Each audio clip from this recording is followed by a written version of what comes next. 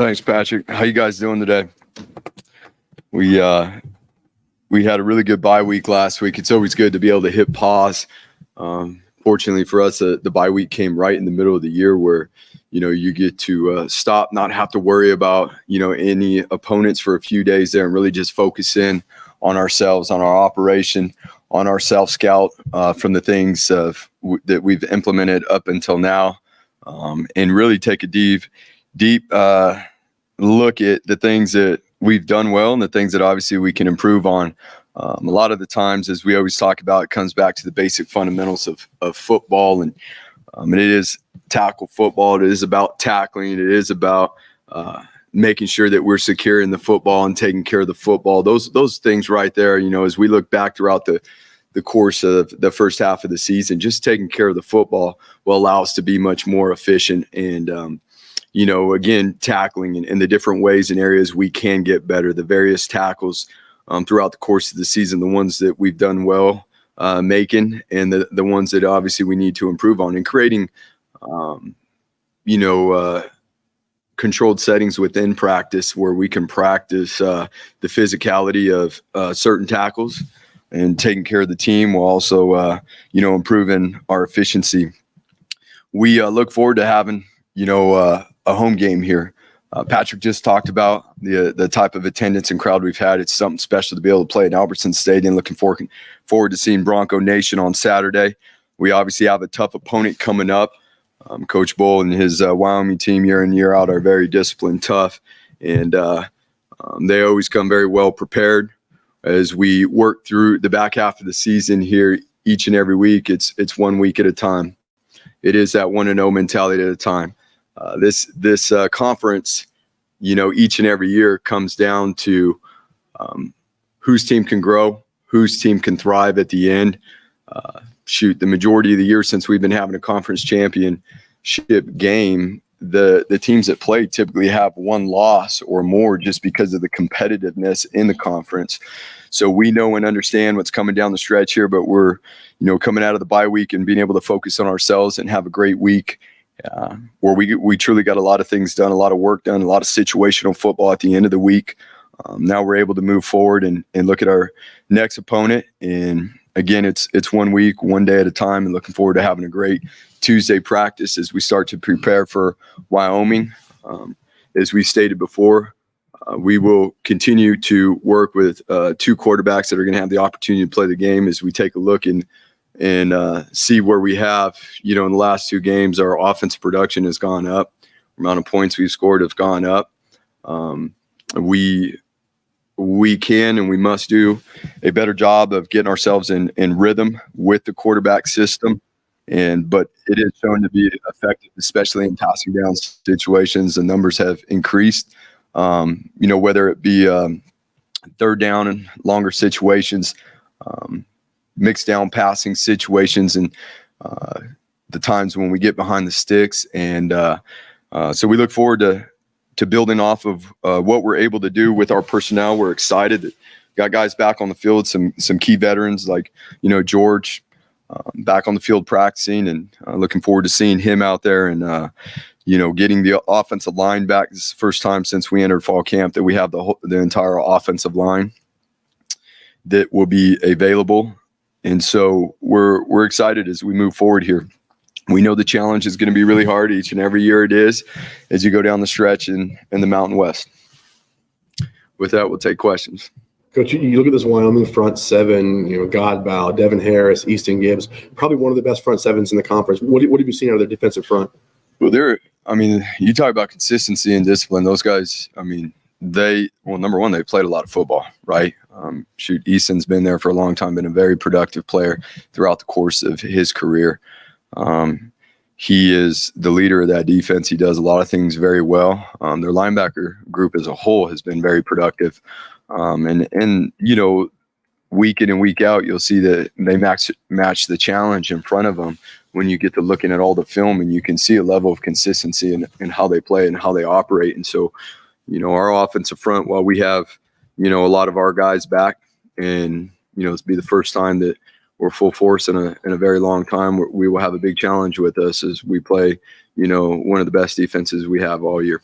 What in terms of self-scouting during the bye break, the two quarterback system, what did you learn? What did you like? What do you not like? What are you trying to fix? What are you trying to make it more efficient? Yeah, so I mean, it always comes down to the certain areas where, each one of our guys can help our offense be more efficient.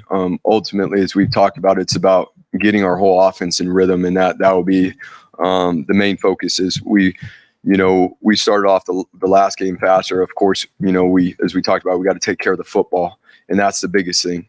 First and foremost, we got to take care of the football, and our numbers it's the facts. Since we've been doing it, the numbers have been better on offense. Again, we're very fortunate that we got two very talented guys. We got two very talented tailbacks that are going to be back in the mix too. I know that's going to be the next conversation, once we get rolling. But these are all good things. We'd rather, have these players that deserve and are very capable of playing. And we've said it all along here that no matter what it is, whether it's on special teams or defense, if you deserve a role, we'll find a role for you. And what that looks like, we got to do a good job with, and especially when it comes down to the quarterbacks and being able to create the rhythm. We've certainly improved, again, our efficiency in certain passing down situations since we've been using the two quarterbacks. Now we have to have a better consistency and find our balance within that. I know you discussed this last week, but do you still plan on starting Taylor? Yep. Since you brought him up twice, should we take that to mean George is going to be ready this week? Or I know you don't talk about injuries, but George, it was very awesome to see George out there at practice yesterday. So weeks ago, he said you guys had a lot planned for two backs in the backfield. In terms of the offense, getting George and Ashton out there together a lot, and that obviously hasn't been able to happen because of the injury.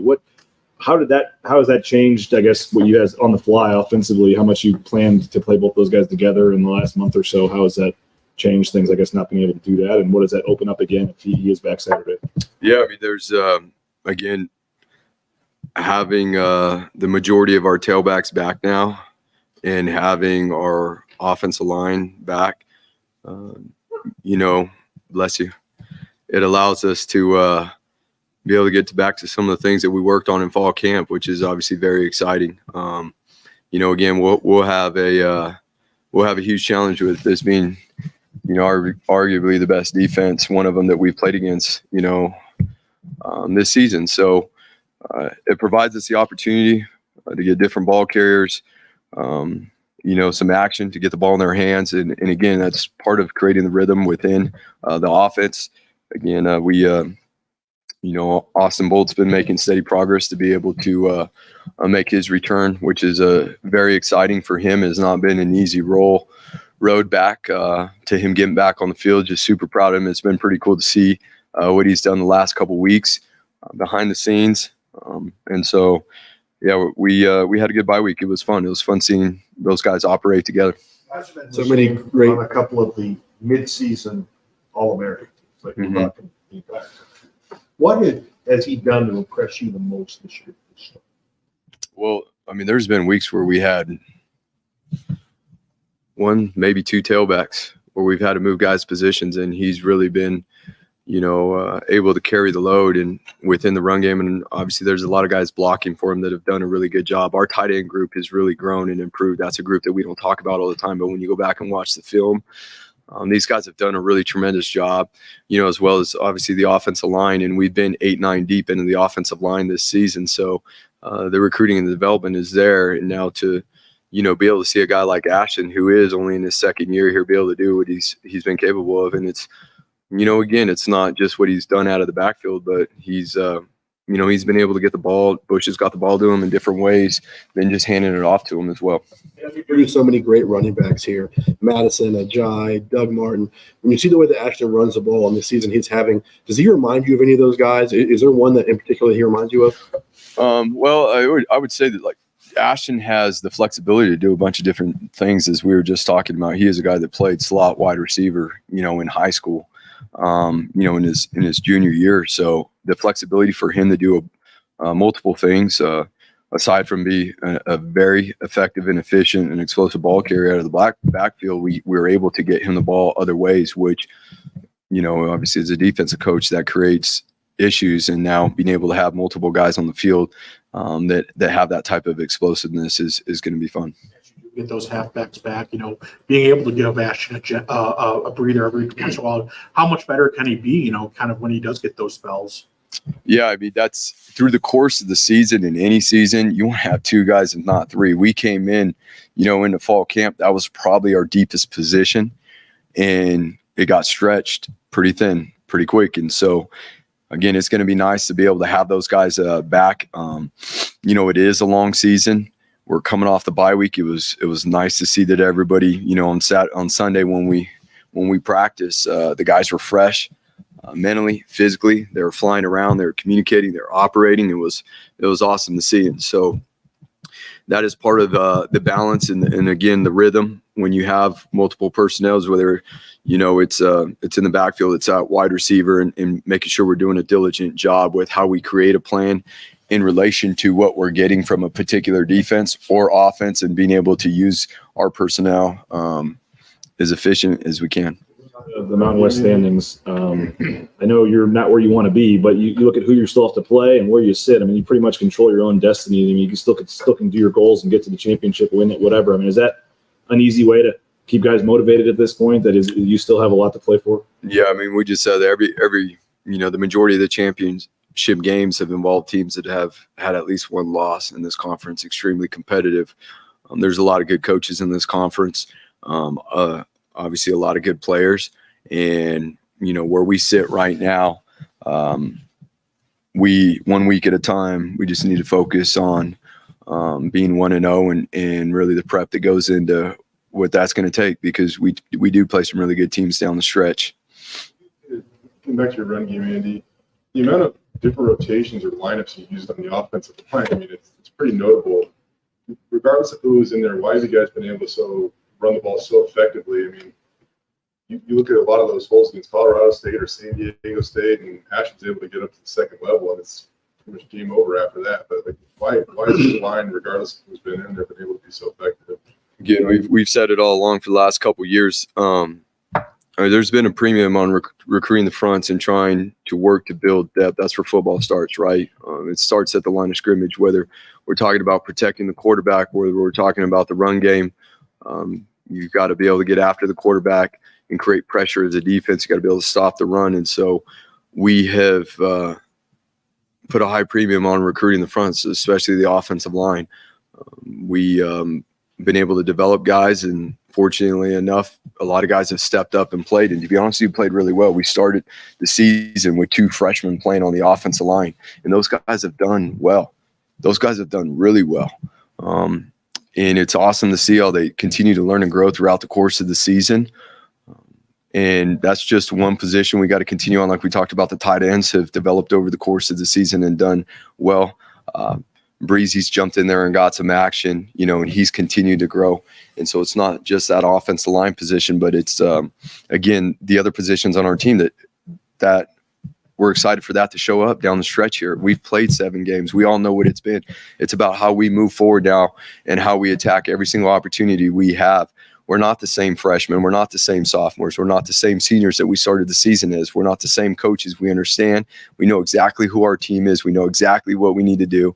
And again, the Mountain West is not easy week in and week out. You face a bunch of different schemes, but we have the opportunity to compete. The goal is still right in front of us to compete for a Mountain West Conference championship. And as we all know, as you go down the stretch, it is like the playoffs. I mean, each and every week you get a matchup, and a lot of these teams are sitting, in position to play for the conference. How much do you look at the touches that Ashton is getting, and are you comfortable with those numbers, or with some help coming as in George? Do you feel like in the second half of the season you have to taper that down a little bit? Yeah, he's had a lot of touches because we've been light at times.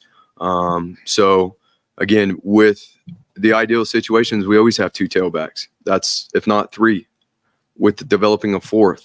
Again, that's what we want to have game in and game out throughout the course of the year, because it is a long season, and that's a very physical position. That tailback position, there's a lot of impact. So to be able to disperse some of the carries, and there's still different ways to get both guys the ball. There's still different ways to get other guys the ball. That's the fun part about it now.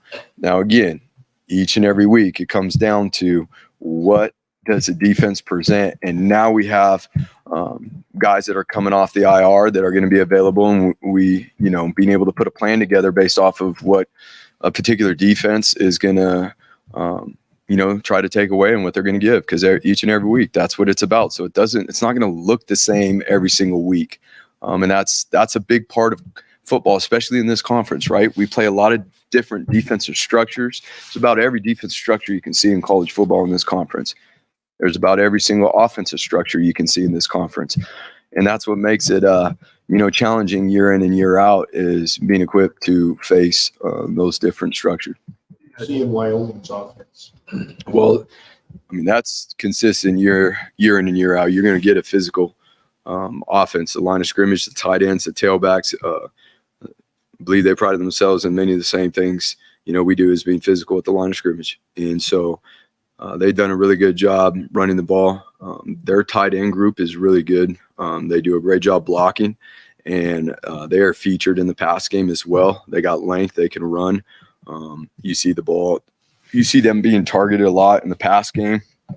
You see an offense that is efficient in the red zone and an offense that takes care of the football.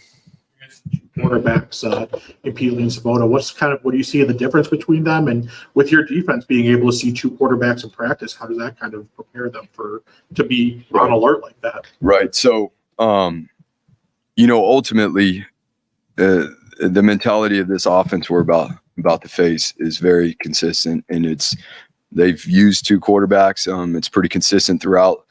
They're going to run the ball. They want to run the ball, and they're going to use play action passes, pocket movements, off the run looks.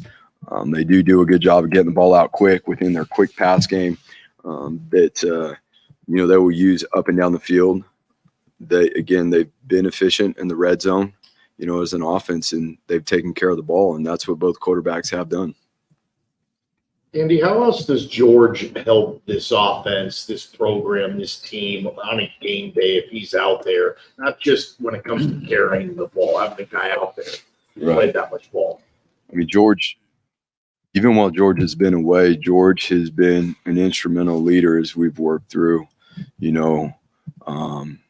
been a huge part of working out, with the developmental group. And the extra workouts they get, being that they don't play on the weekends. And George has been a guy that has really helped that group grow and thrive because of how he competes in the weight room, how he sets the temperature in there and how he works. That's who George is. George is an unbelievable human being. And it's exciting to see that, he was able to get back out on the field on Sunday. And so not only from his production and what he's done here as a football player, but who he is, obviously, as a person and a leader.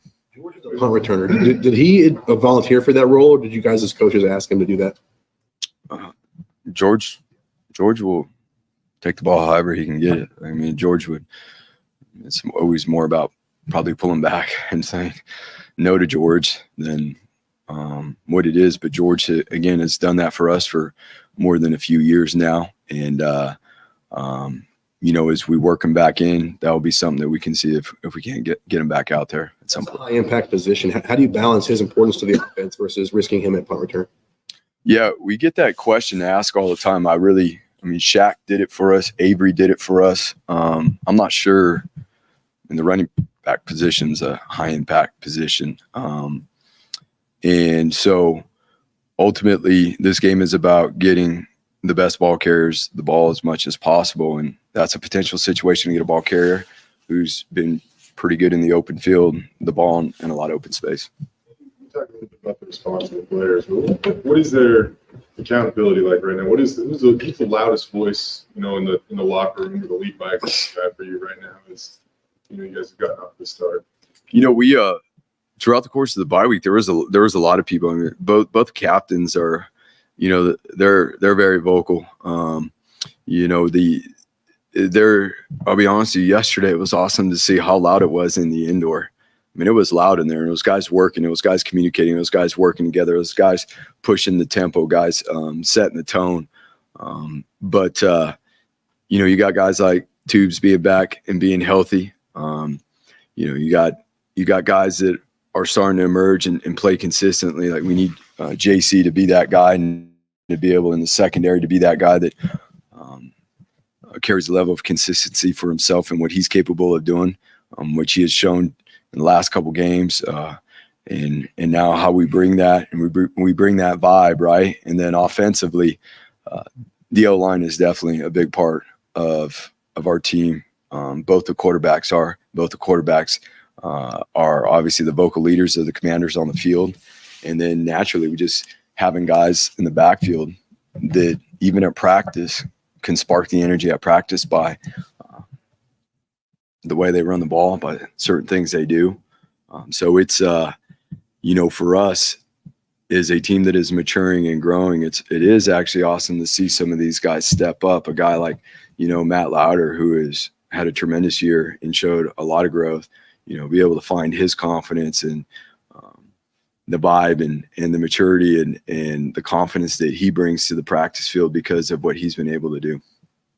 With, I don't know, we had I'd probably describe it as a rough first few games. I don't know if you would call it his best game, but think about how he played against Colorado State. Yeah, he really jumped in, and we had some things happen there late in the game. He didn't play corner. He wasn't practicing this with the packages that we had up. He was not playing corner, and he jumped in there and did a good job, which we'll continue to need him to do. He has played corner for us. He played a lot of corner for us last year and was very effective. He's played a little bit of nickel for us this year too. He does have the football IQ to play multiple positions, knowing that coming into this season and knowing that we were going to need him to be able to play multiple positions. Now it's really time to hone in, regardless of what position, the techniques, the fundamentals, pretty similar. And we're excited for Nohi to build off of that and to have, a strong second half of the season. Again, you talk about a tremendous young man who is very smart and who cares. I'm very excited for him. Andy, you said first time all year the whole offensive line is available. How competitive is that group going to be this week for starting spots? And might we see the Mason Randolph center, Garrett Kern back guard thing now that everything's on the table? Yeah. That's what we want at every position, right? That competition level because of the depth. And that's just, again, that's one example of where we've been able to recruit and develop it at that position. And as we continue to build forward, having that at every position, and we've had a lot of guys that have been able to step up. We talked about, the two freshman offensive linemen that have played. We've talked about Ethan, who stepped in there as a transfer and really played three positions, including guard, tackle, and tight end for us at times.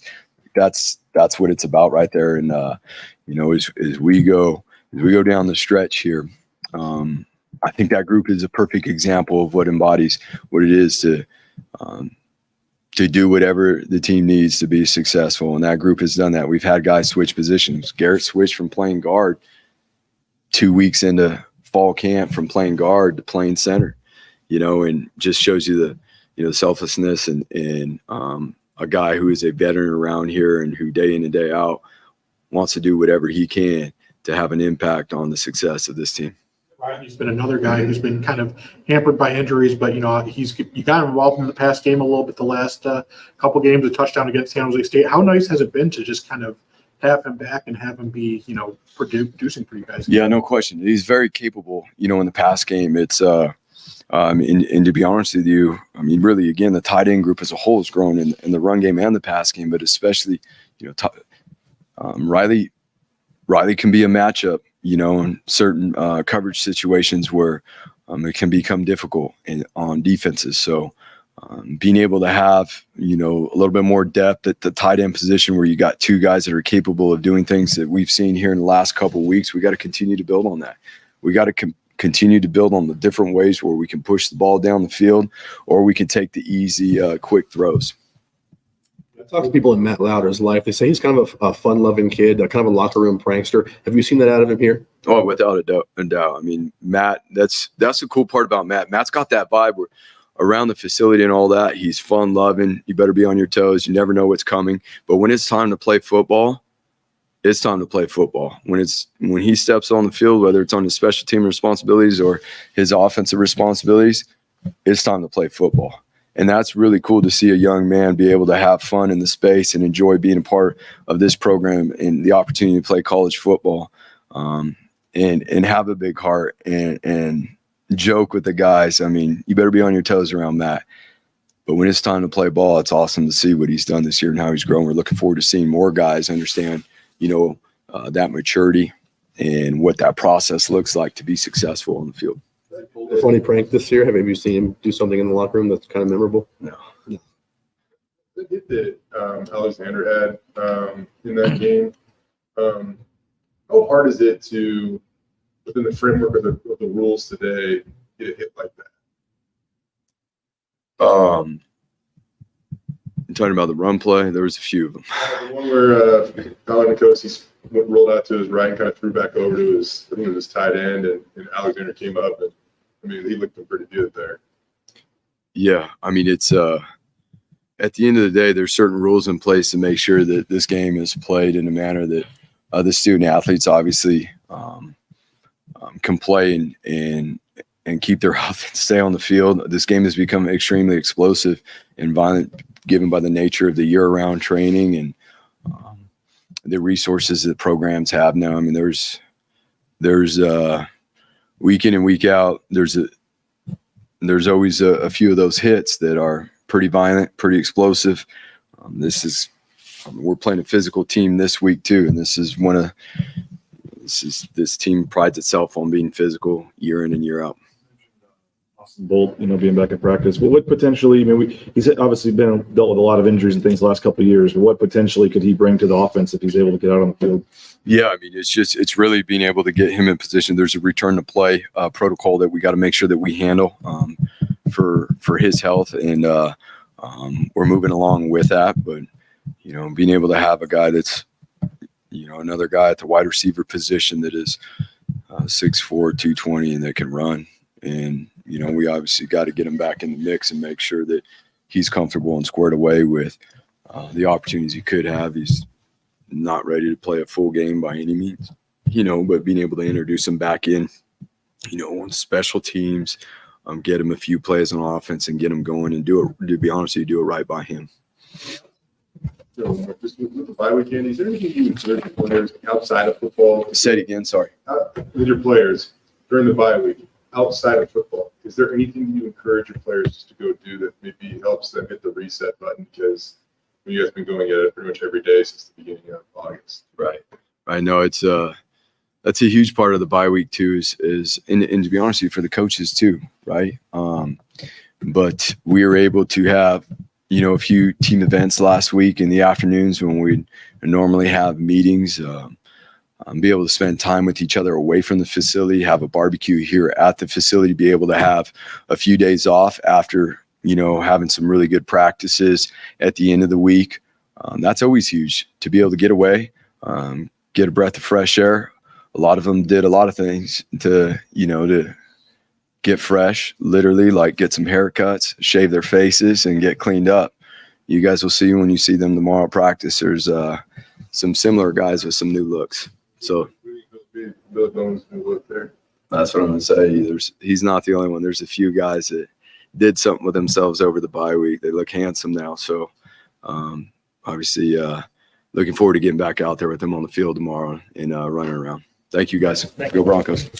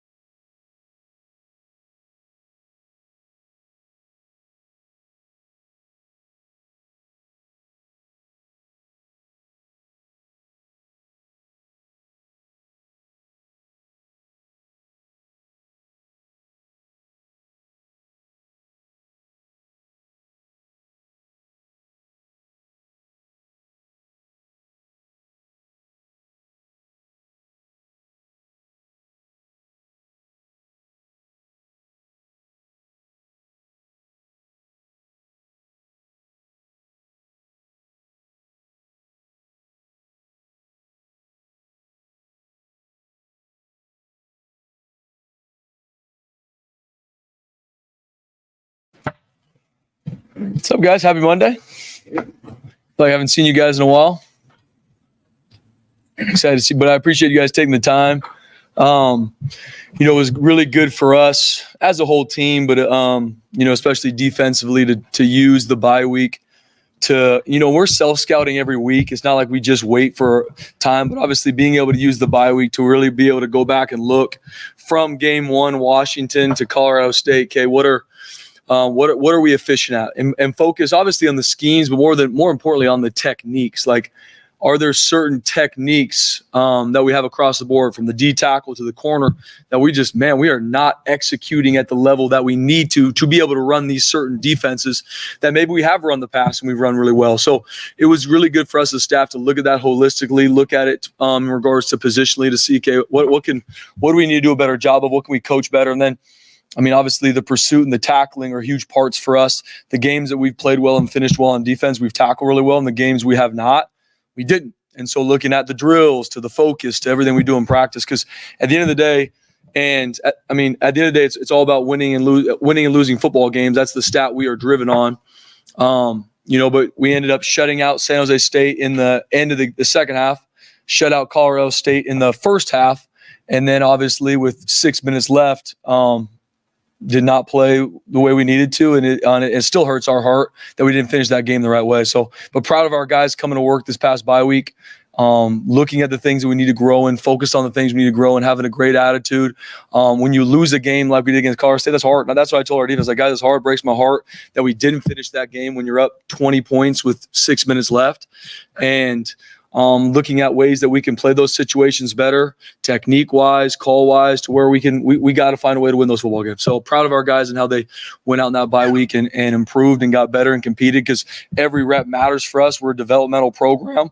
We're playing with a good amount of young guys, but at this point, like we saw, this is week 8 we're going into now. They're not young anymore, and so we got to make sure we continue to clean these things up.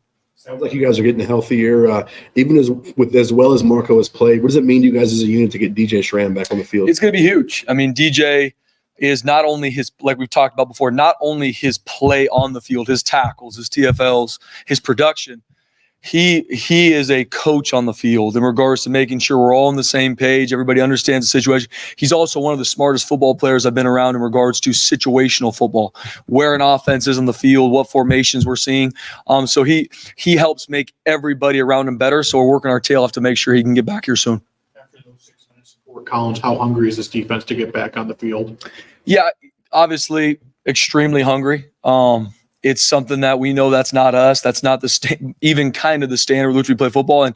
And like I said, it hurts my heart as a guy that loves this place and loves these players, because there's so much of that game, which we talk about all the time. That's defense, right? You could play really good for 55 minutes and you have 5 minutes like we did, and it looks exactly, and we're having the same conversations. If those 5 minutes went different, these conversations are different, and that's the razor's edge you live on defensively. And so being able to once again not have our guys lose their confidence, guys, this is the reason that this happened, okay? We got to clean up this technique, this situational awareness in regards to time on the clock, where they're at in the field. Us as coaches making sure we're coaching these situations to where we can win those. And we need to continue to build our depth of our team, because as the game goes on, we need the second guy to go in there and be able to continue to play at extremely high level and keep the standard high. And that's needed down the stretch, not just in that game, but obviously going forward. So we got a group in here that knows what they need to grow in, is excited in that, and a coaching staff that is very excited to continue to take the field with this group and grow them every single day. Very aware of the stats, very aware of that we are not playing to where we need to. But I really believe we've got what it takes in regards to our players and the staff to get it fixed. And there's a lot of clips in certain games where you're like, that's us playing the way we should.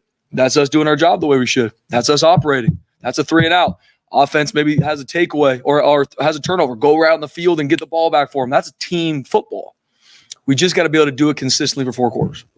Plays the Hail Mary, but also the play before that. Yeah. There was some talk, you had Rodney come in on the blitz there. What was kind of that play that they found Horton for the long play, and it kind of looked like Andrew Simpson's kind of in a tough spot against 100% he is. That situationally, guys, I take full responsibility for that. There's some situational stuff as a staff looked at. At the end of the day, the play call and what it was is on me.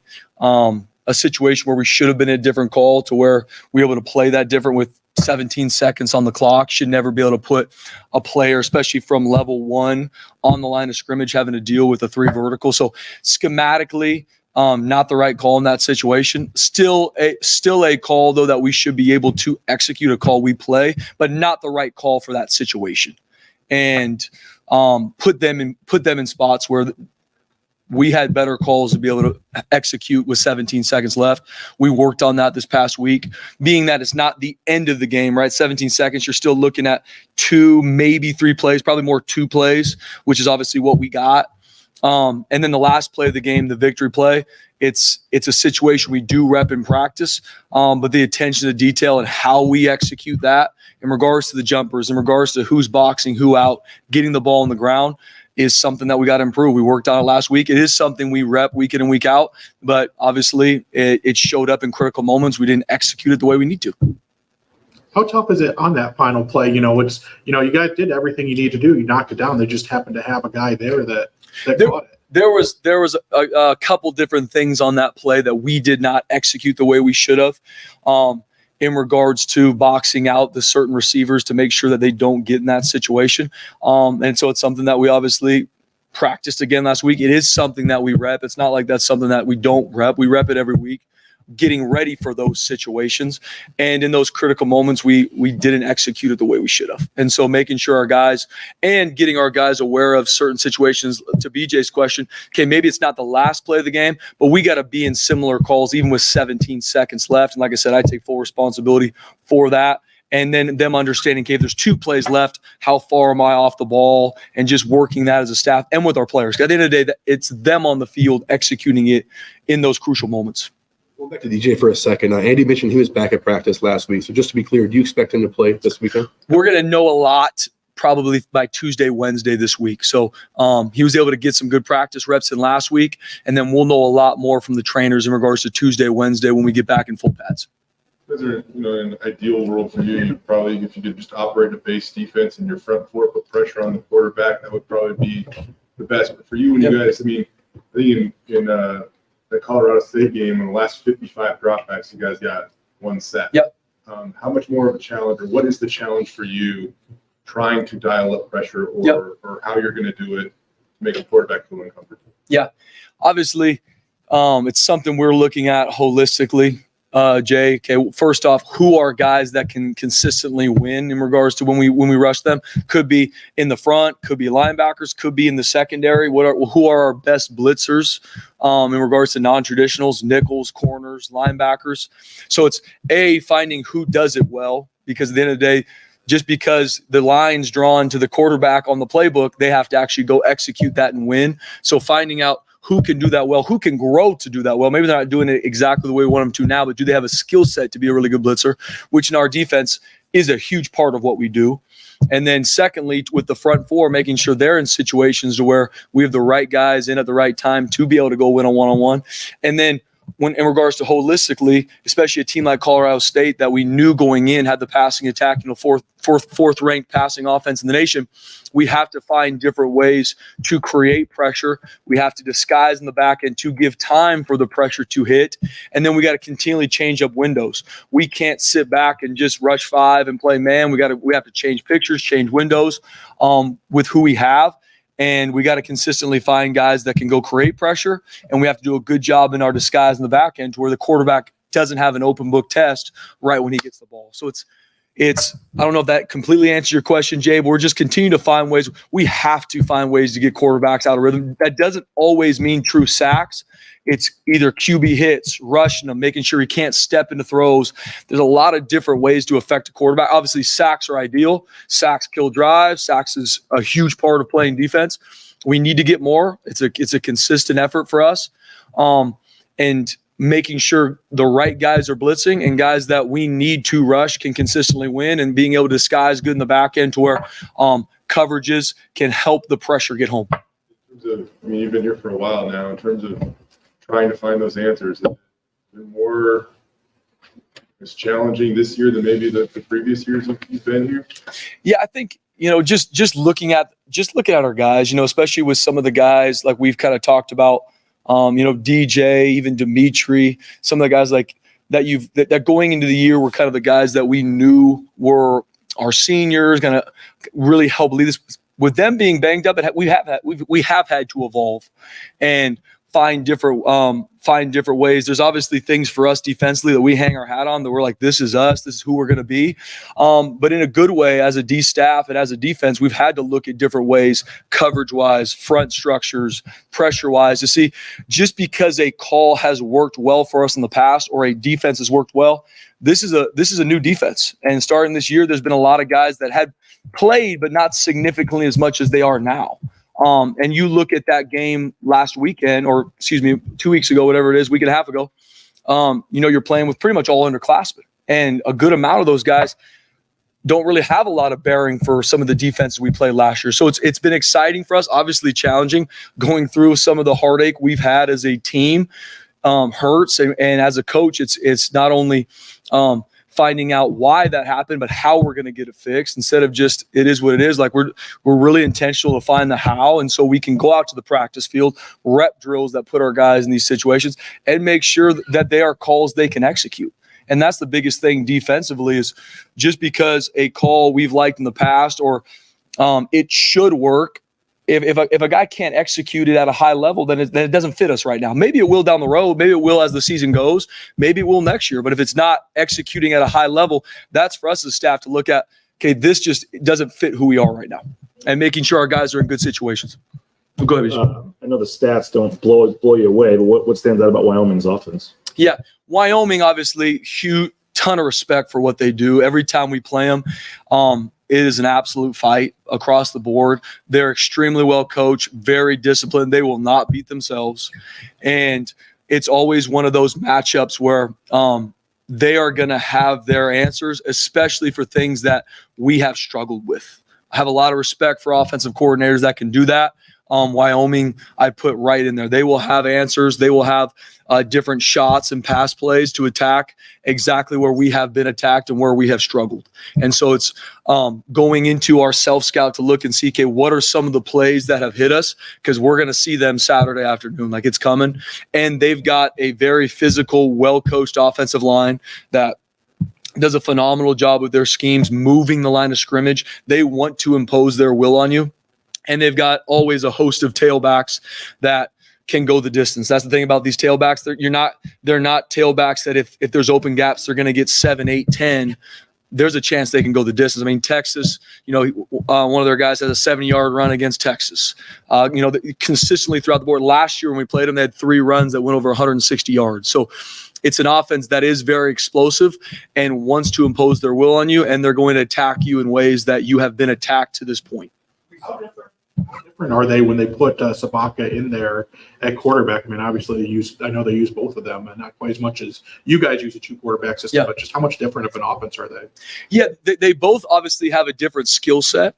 I think for them, for us as we look at them, it's just going to be figuring out, okay, what do they want to do? Because either one of them can run the offense. That's the thing about both quarterbacks. Both are athletic, both can run, and both can throw. And so that's the part of it is seeing exactly how, because they've used both quarterbacks differently in each game. Obviously, Peasley is the starter. That's the guy that, I really feel is their true leader of that offense.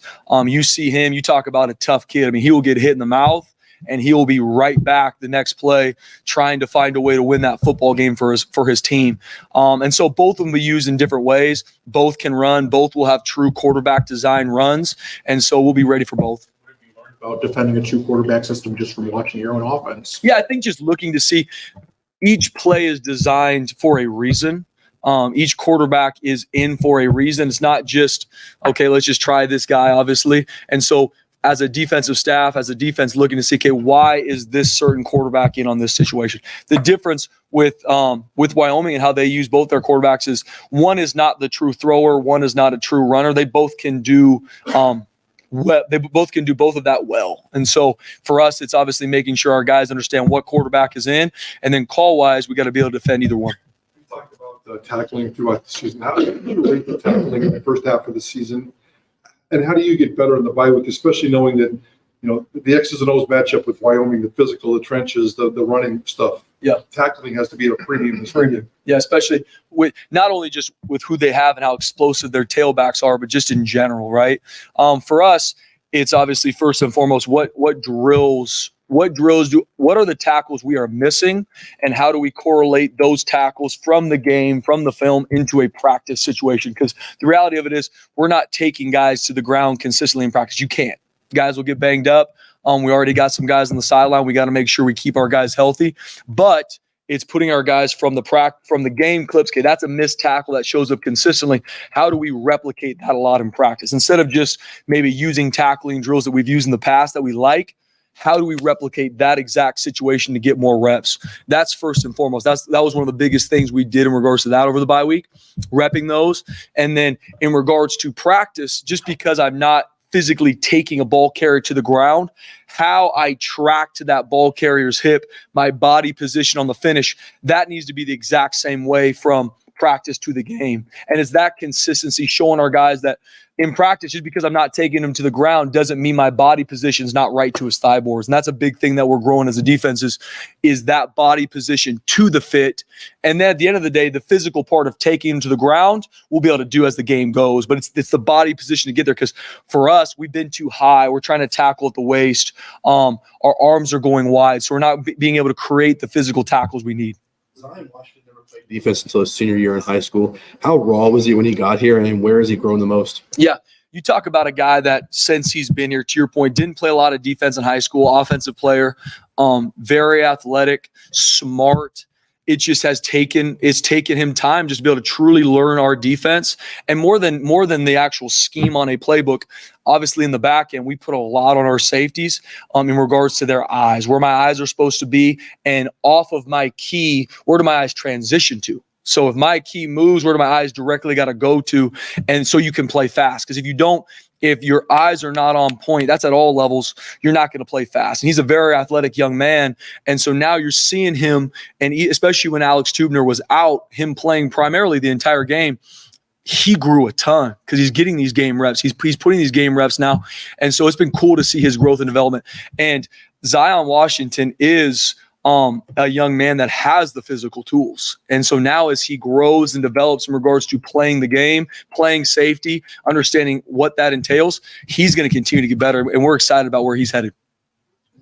We know we played against Colorado State, and he got off to a rough start this season. Yeah.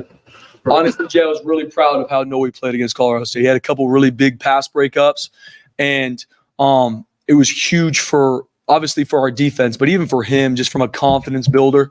There's one route in particular, a slant route on third and medium, that he jumped, he broke on, and it was just, once again, awesome for our defense. We needed it, but even for him, it was awesome to see him being able to make that play in that big moment.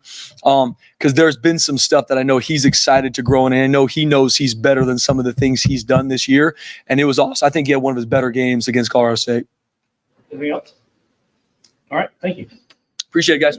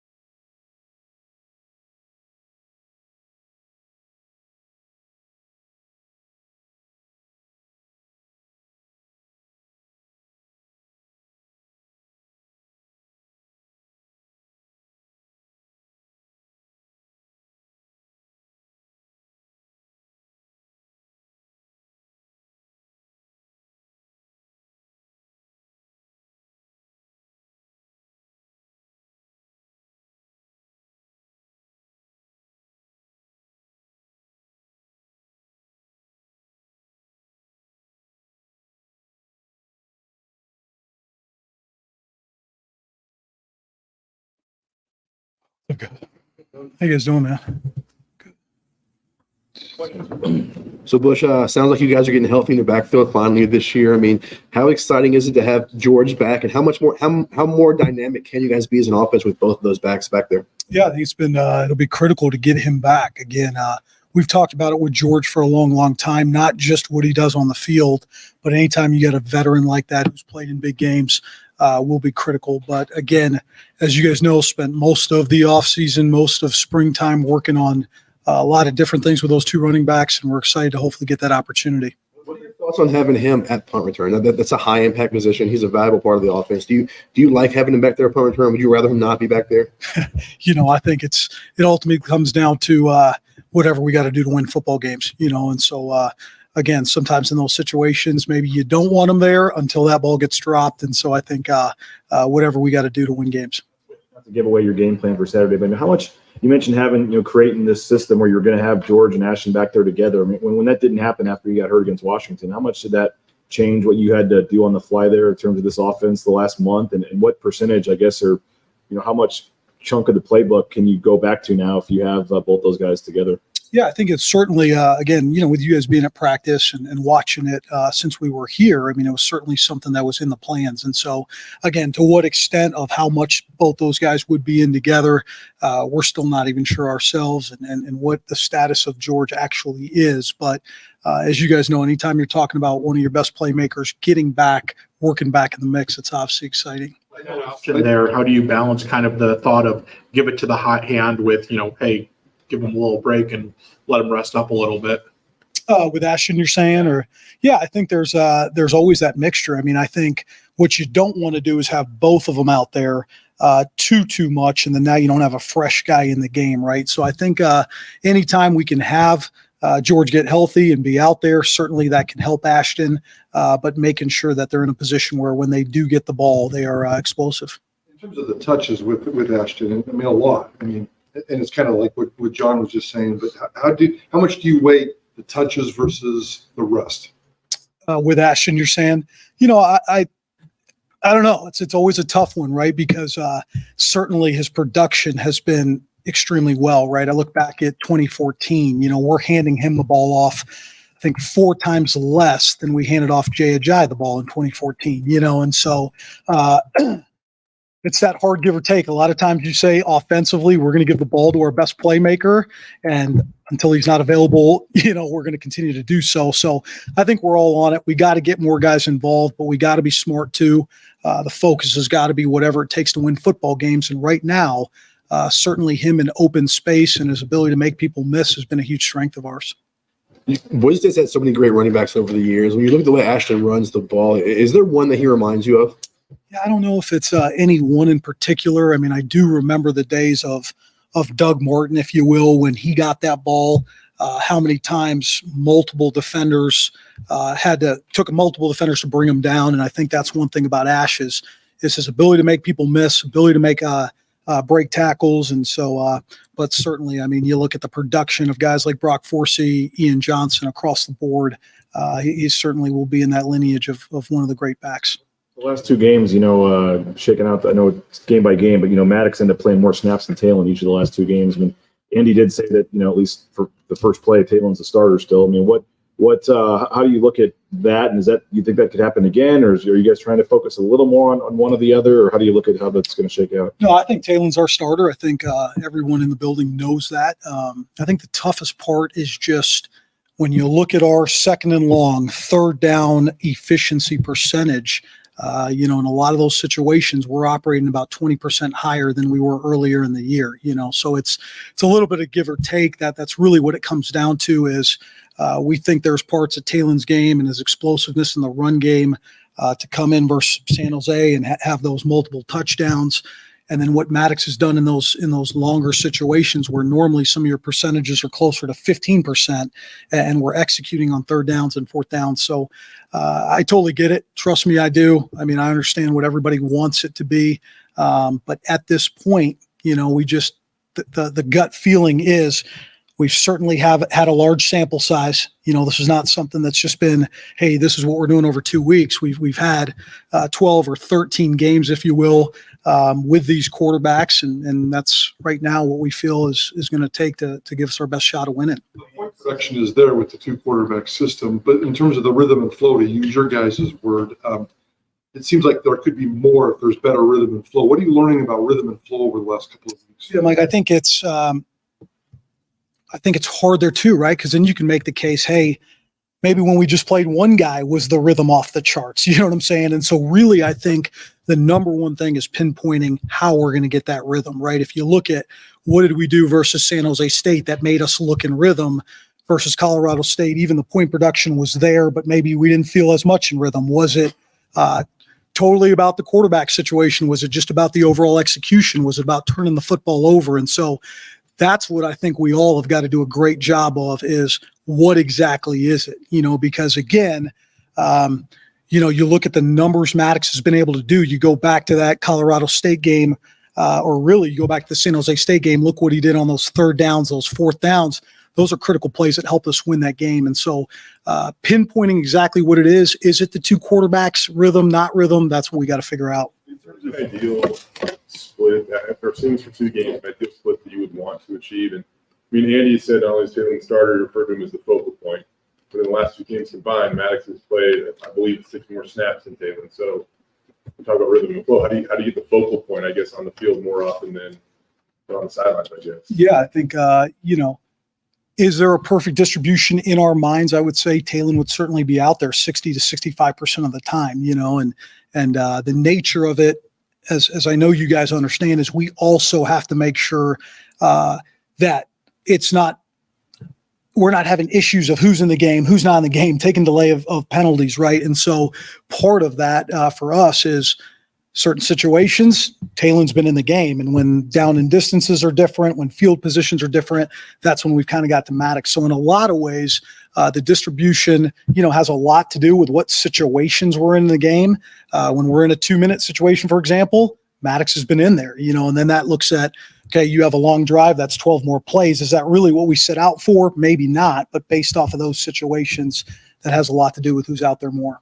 Is this your call on most of these plays? Has Andy, does he come in on the headset and say, I want A or B next series? No, he's been great, man. The communication's always there. Again, I just, we're all in this together trying to figure out, again, what is going to get us that rhythm, and I think, we're in that situation, right? Coming off a bye where I think it's been 4 or 5 games, the last 4 or 5 games of scoring 30 points, but not totally feeling like the rhythm is exactly where it needs to be. So I think we're all doing everything we can to get in that rhythm.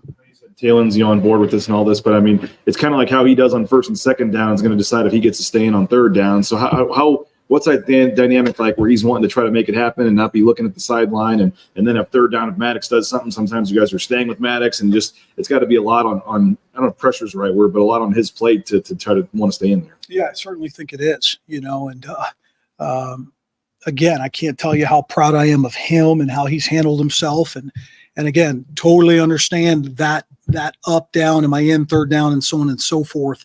But again, I just, it goes back to what is that right distribution for us? What's going to give us the best chance to win? We did that in that San Jose State game with Maddox coming in there on some third down situations, 2 3rd and 15s, I believe, a 4th down play. And again, those were critical factors in us winning that game. So, I think for TG, we just got to continue to build. It's not going to be a situation where he's coming out on every third down, but it is a situation where our efficiency has got to close the gap, if you will, to be the type of offense we want to be. Seeing out of Wyoming's front 7. Yeah.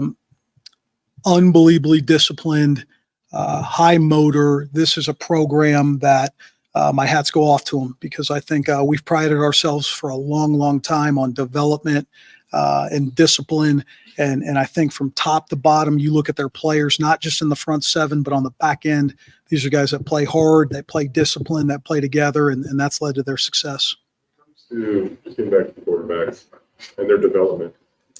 On a given week, I know these weeks are short, you got to get ready to play a game, but how much time can you spend in season on player development and working on a guy's perceived weaknesses, I guess? Yeah, I think certainly you can spend time on it, and certainly there's the development part. I also think, though, the season is not the training ground, if you will. It's once you've gotten through 3, 4, 5 games, it's okay. We're in a situation now where we got to find out, what are we going to do? What are we going to do to give ourselves the best chance? So I think it's a little bit twofold, right? Certainly always developing, especially with these college guys, every practice is a new learning opportunity, but there's also the part of, hey, we got to move in this direction and get going. Who is the quarterback that set the best example of whether it be film study, after practice, outside of what they're required to be, or who's the best at utilizing that time, and how would be the guys you have right now compared to something like that? You're saying just at Boise State overall, or?